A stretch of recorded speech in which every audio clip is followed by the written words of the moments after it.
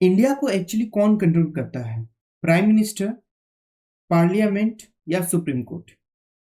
Students, welcome to easy polity.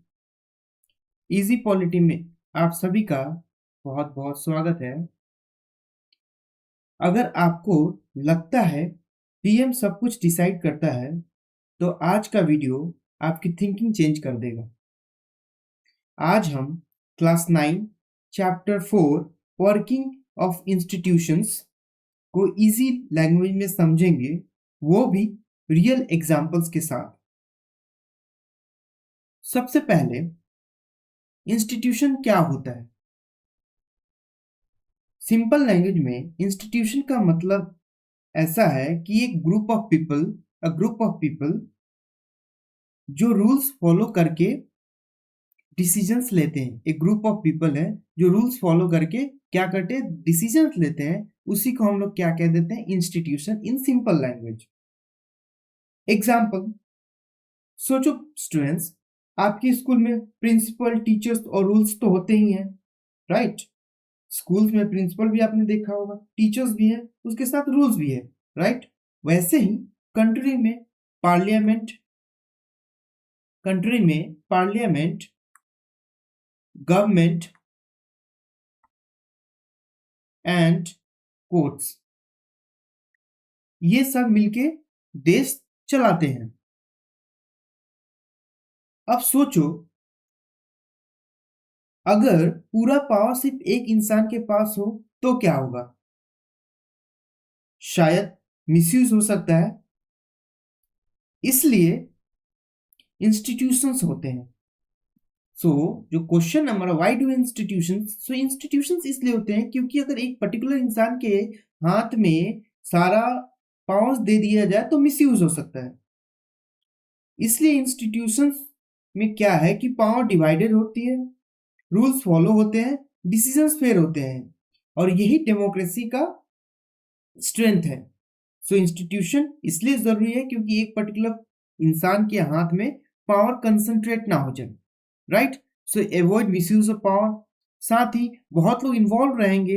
Institutions already हमने पढ़ा, parliament, government, ये ऊपर में हमने देखा ना अभी, पार्लियामेंट, गवर्नमेंट एंड कोर्ट्स। सो अगर बहुत सारे लोग मिलेंगे तो डिसीजंस मेकिंग बेटर होती है, रूल्स एंड लॉस को अच्छे तरीके से फॉलो किया जाता है। So that's why we need a institution. अब आते हैं पार्लियामेंट। पार्लियामेंट क्या होती है? पार्लियामेंट लॉस बनाती है, मेक लॉस, गवर्नमेंट को कंट्रोल करती है और पीपल को रिप्रेजेंट करती है, यानी कि जनता को रिप्रेजेंट करती है। पार्लियामेंट के दो हाउस होते हैं। पार्लियामेंट के स्टूडेंट्स, पार्लियामेंट के ये जो पार्लियामेंट है, ये इसमें दो हाउस होते हैं,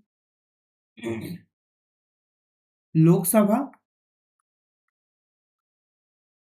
और जो दूसरा है राज्यसभा। ठीक है, एक लोकसभा हो गया, एक राज्यसभा हो गया। ये जो दोनों मैंने बताया पार्लियामेंट के दो हाउस, लोकसभा एंड राज्यसभा, ये बहुत इंपॉर्टेंट आपके एग्जाम के लिए, सो आप इसको याद रखिएगा।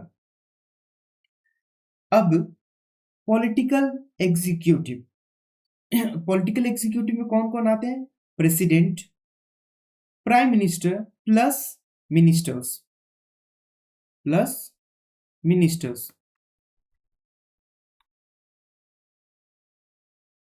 ओके, ये लोग लॉस को इंप्लीमेंट करते हैं। What they do? Prime minister, president and minister, they implement the loss. अब एक सवाल, लॉ बनाना ज्यादा इंपॉर्टेंट है या उसे अप्लाई करना? सो स्टूडेंट्स, लॉ बनाना ज्यादा इंपॉर्टेंट है या उसे इंप्लीमेंट करना?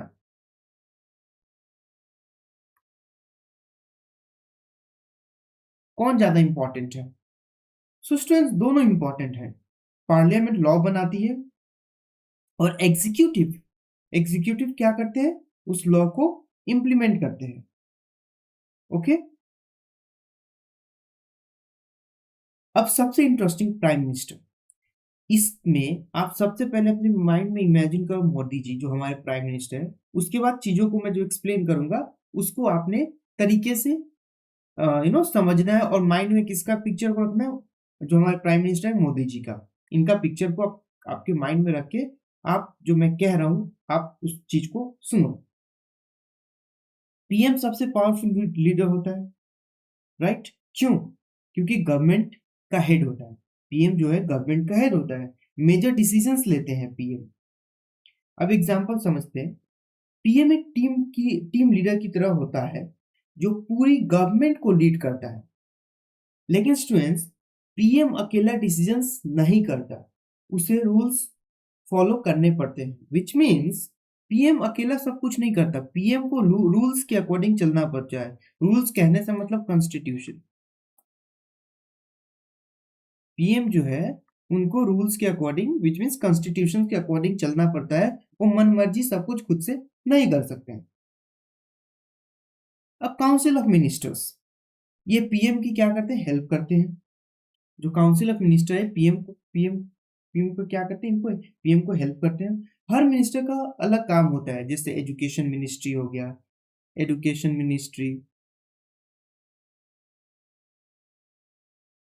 Ministry, then defence, then we have finance,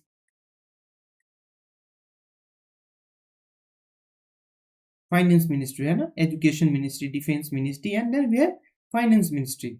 ये लोग क्या करते हैं, अलग अलग मिनिस्ट्रीज होता है, अलग अलग जितने भी पार्ट हैं, जैसे एजुकेशन का पार्ट एजुकेशन मिनिस्ट्री देखिएगा, डिफेंस सिक्योरिटी कंसर्न्स किसके अंडर में आता है, डिफेंस मिनिस्ट्री।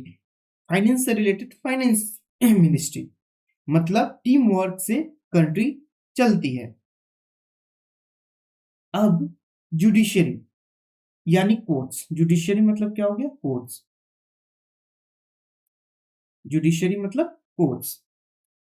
इसमें आते हैं supreme court, then high court. इनका काम क्या है, जस्टिस देना और लॉस को प्रोटेक्ट करना। सबसे पावरफुल बात, अगर गवर्नमेंट गलत काम करे तो कोर्ट उसे रोक सकती है, राइट स्टूडेंट्स? नाउ अब अपोजिशन देखते हैं, रोल ऑफ अपोजिशन। आखिर अपोजिशन का क्या रोल होता है, अपोजिशन क्या करती है बेसिकली? अपोजिशन गवर्नमेंट को क्वेश्चंस करती है, गलत डिसीजंस को चैलेंज करती है। क्वेश्चन द गवर्नमेंट, गलत डिसीजन को चैलेंज करती है। अब स्टूडेंट सोचो, अगर अपोजिशन ना हो तो गवर्नमेंट को कौन रोकेगा?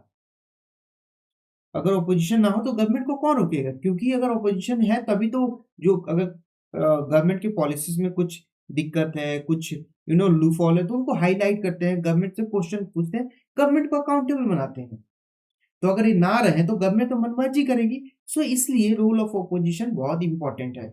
अभी स्टूडेंट्स आपके लिए टास्क है, जो अभी लीडर्स ऑफ अपोजिशन है, जिसको एलओपी बोलते हैं, लीडर्स ऑफ अपोजिशन, वो लोकसभा के कौन है? तो लोकसभा के कौन है? राहुल गांधी जी हैं, राहुल गांधी। ठीक है, जो लीडर्स ऑफ अपोजिशन है अभी, वो कौन है? राहुल गांधी। नाउ फाइनली पूरे 2 मिनट में इस चीज को आप समझेंगे जो हमने अभी तक पढ़ा। ठीक है, सो इंपॉर्टेंट हमने क्या क्या, इंस्टीट्यूशन मतलब क्या, रूल्स प्लस पीपल, उसको क्या करता है, इंस्टीट्यूशन कहते हैं। पार्लियामेंट लॉस को फ्रेम करती है। एग्जीक्यूटिव का क्या काम, एग्जीक्यूटिव का क्या काम होता है, इम्प्लीमेंट करना। पीएम जो होते हैं क्या होते हैं, लीडर, राइट। जुडिशियरी का क्या काम होता है, जस्टिस को इंश्योर करना, जस्टिस प्रोवाइड करना। ऑपोजिशन का क्या काम होता है, ओपोजिशन का क्या काम होता है स्टूडेंट, लूफॉल या गवर्नमेंट का जो फेलियर है, गवर्नमेंट से क्वेश्चन करना, ये ओपोजिशन का काम होता है। सो स्टूडेंट्स, आई होप आपको पूरा चैप्टर समझ में आया होगा। अगर आपको ये वीडियो अगर आपने वीडियो समझ लिया तो आपका चैप्टर 4 ऑलमोस्ट कंप्लीट है। साथ ही ऑलरेडी चैप्टर 3 तक मैंने कंप्लीट कर रखा है, आप उसे भी देखो।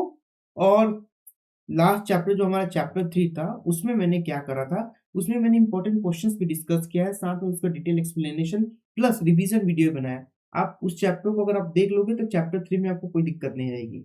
सो ये सेम चीज मैं चैप्टर 4 के साथ भी करने जा रहा हूँ। आपको मैंने 10 मिनट में पूरी कोशिश की है ओवरऑल अच्छे तरीके से चैप्टर का अंडरस्टैंडिंग देने का। अब इसके बाद जो इसके नेक्स्ट जो हमारा जो आएगा लेक्चर वो इंपॉर्टेंट क्वेश्चंस होगा, विच मीन्स आपको ये लेक्चर पूरा देखना है और साथ ही अगर आप वो इंपॉर्टेंट क्वेश्चन कर लेते हो तो लगभग आपका चैप्टर 4 फुल क्लियर हो जाएगा एंड आप अच्छा मार्क्स आई एम श्योर आप अच्छा मार्क्स ले सकते हो, अच्छा मार्क्स अपने एग्जाम में ला सकते हो। सो स्टूडेंट्स, अगर आपको वीडियो पसंद आया हो तो डू लाइक एंड सब्सक्राइब। मिलते हैं अगले पार्ट में। आप सभी का बहुत बहुत धन्यवाद।